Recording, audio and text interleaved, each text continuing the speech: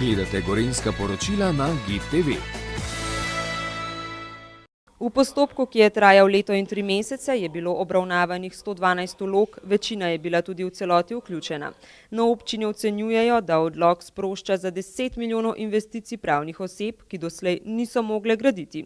Za fizične osebe pa je glavna prednost odloka novi odmik gradenj od varovalnega pasu, s čimer občina skuša pospešiti gradnje. Pri pridobivanju gradbenega dovoljenja je bilo do sedaj prepovedano v varovanem cestnem pasu graditi, sedaj pa je tukaj lahko izjema, če dokaže pri postopku pridobivanja gradbenega dovoljenja, da je varnostno ustrezno, se lahko tudi v varovanem pasu gradi, kar zopet pomeni, da bodo lahko določene fizične osebe gradile hiše ali pa objekte tam, kjer jih zdaj niso mogli, in bo na ta način se spet gradnja spodbudila. V pripravi je tudi redni postopek sprejemanja občinskega prostorskega načrta, ki naj bi po optimističnih napovedih trajal 3 leta.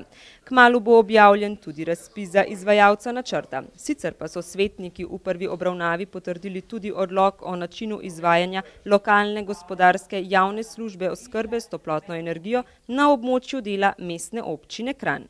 Kot veste, je država dala izvajalcu, torej vodilnemu partnerju Fakulteti za organizacijske vede, mandat, da izvede centralno ogrevanje na sekance za določene stavbe, predvsem z področja šolstva, torej gimnazijo Franceta Prešerna, dijaški dom, šolski center, in s tem odlokom se mestna občina Kranj pridružuje temu sistemu, torej za nas je to zelo ugodno, ker se praktično samo priključimo na toplovod. Trenutno se namreč na območju, ki je predmet odloka, javni objekti ogrevajo iz individualnih kotlovnic in vsi, razen zdravstvenega doma, so glede toplotnih karakteristik neustrezni. V teh stavbah se zelo enostavno, praktično brez investicije občine pripelje toplovod. Tukaj je bila razprava predvsem v tej smeri, zakaj se ne uporablja plin.